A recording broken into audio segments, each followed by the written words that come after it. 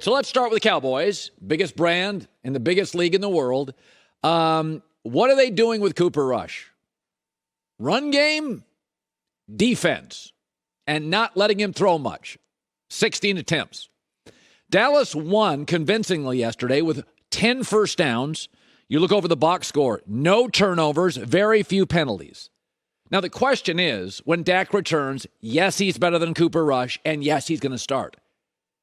The question, though, is what will Dallas look like? Because this version of the Cowboys is the last time they won Dak's rookie year. They leaned into the run game. They led the NFL in rush attempts, Dak's rookie year. They played clean football. They didn't ask him to do much. Not a lot of interceptions. Weren't as many penalties. They let their defense win games in Dak's rookie year. It was a top 5 scoring defense. And you have a very good defense now. Maybe not the Niners, maybe not the Bills, but it's good.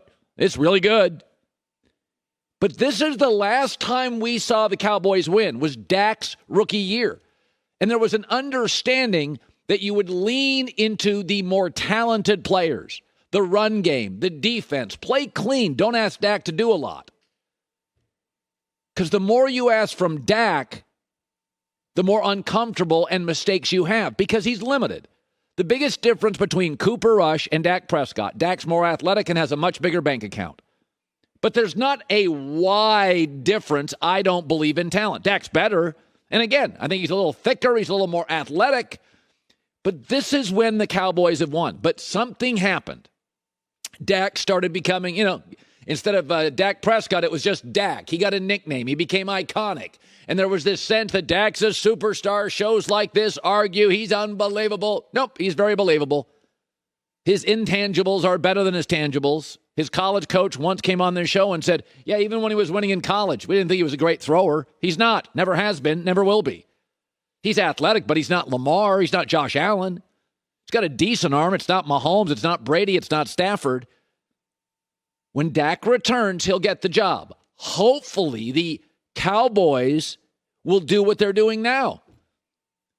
Lean into the run game, take the ball out of the quarterback's hands, lead with the defense, keep the turnovers low. You can win a lot of football games in the NFL, but there was something that happened after Dak's rookie year until this injury that has led everybody believe, and we've shown you multiple times the data on this. It's indisputable.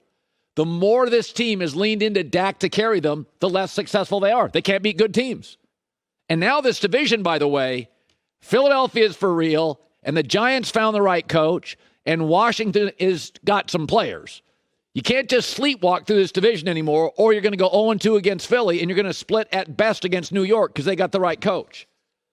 So it is, the question isn't, well, does Dak start? Yeah, Dak's going to start, and Dak is better. But will the Cowboys realize that Dak's rookie year, 13-3, and this winning streak is the same recipe for success? Don't be led by a quarterback. I know Dak gets paid like a star. He's not a star. He's not somebody that can pull a bad O-line and pull an offense and pull a bad defense. It's not who he is, man. There's like 7 of those guys on the planet. He's not close. Let's talk about the game in London yesterday, the Giants and the Packers. So if I would have told you before the game, the Giants missing their top 4 receivers with Daniel Jones will have more passing yards than the Packers. The Giants will be better on third down, situational football. Daniel Jones missing his top 4 receivers than the New York Giants. See, you can see the impact of Brian Daboll, the guy over my shoulder, the rookie head coach. We're 5 games into it. You can see it. There's 3 things that matter with coaching to me. Situational. Giants now are an excellent situational football team. Good on third down, good in the red zone. Does your coach make adjustments at halftime? The Giants are plus 31 in the NFL this year, top 3 second half. That's with Daniel Jones. Do you get the ball to the right people? Saquon Barkley, almost 700 total yards, leads the NFL. 3 boxes that Brian Daboll is immediately checking. They're much better situationally. They make unbelievable adjustments at half, and he gets the ball to the right people. I could argue Matt LaFleur is bad at all three. Situationally, how do you get outplayed by Daniel Jones situationally with your O-line, Aaron Jones, Aaron Rodgers, and your tight end? At half, the Packers don't do anything at half. This entire season, they've been a one-half team. They work hard in Green Bay all week, and then they come into the game and they have great first half. They are a negative 20 second-half team. They make no adjustments. They're a one-half football team, which, by the way, Aaron Rodgers said last week, and he was right, it's not sustainable. You can't keep winning like this. And do they get the people that should get the ball? No, the Packers don't do that either. Aaron Jones leads the NFL in yards per carry. He's their best player on offense outside of Aaron Rodgers. Leads the NFL in yards per carry. He's 19th in attempts. So situationally, where the Giants are crushing, Green Bay's bad. After half, Giants crushing, Green Bay bad.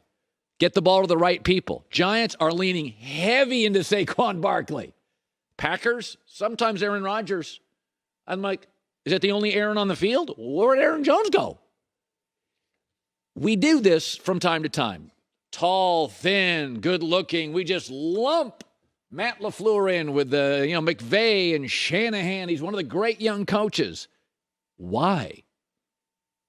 Well, this is what coaching looks like. Brian Daboll is what coaching looked like. You can see it on the field that he's taking Daniel Jones. Now, I'm probably more down on Daniel Jones than a lot of you are. I do not see him as a guy that can carry me to multiple playoff wins, potentially on the road. I don't. But I know this, that Daboll is such a good coach, we will know what the best of Daniel Jones is by the end of the year. Because he will squeeze every ounce of talent out of Daniel Jones. So we'll know by week 17. Whatever Daniel Jones is, that's what he is. That's what he's going to be. And it may be better than I think, and they may move on with him, or they may move off him. And that's Brian Daboll's decision. But the good thing is, he's going to get everything out of him. You're not going to get rid of Daniel Jones, then he pops up somewhere else and rolls. It's not going to happen. But when you watch the Giants, you are seeing coaching, halftime adjustments, getting the ball to the right people. I'm not a coach. I don't sit and watch film all week, but I can see really, really good coaching. And I can see an impact of coaching. The Giants are now an excellent situational team with an average O-line. And I think an average quarterback. They're clever. They outsmart you. They outthink you. They out-clever you. They're making terrific halftime adjustments, whatever those are. And then after the game, Aaron, who can be prickly, he doesn't like what his teammate Jair Alexander said after the game, which was Jair said basically, I'm not worried. If we lose next week, I'm worried. I often am very critical of Aaron. But people have anointed Matt LaFleur is a great coach. Show it to me. I've watched this Green Bay team melt down at home situationally fourth quarter last 2 years. They're not great situationally. I'm not saying they were with McCarthy. They're not with LaFleur. They're not making adjustments at half. I've said this now for 2 years. They're beating up on a worse division. Show me the postseason. You didn't hire LaFleur to beat the Lions. You hired Matt LaFleur to beat Tom Brady, to beat the Rams, to get the Super Bowls. Show me the money. Because I'm watching the Giants right now, and I think they have holes everywhere. And I'm like, that is coaching. You watch the Giants in the second half, long drives. With that O-line, by the way, where's Green Bay's defense?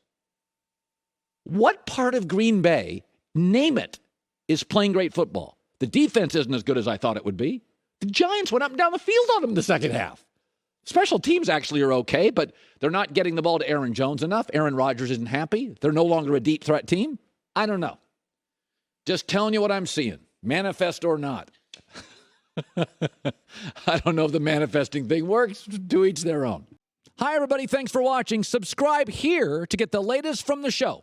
Also, be sure to check out more of the best clips from The Herd or go watch a few segments from other shows on FS1.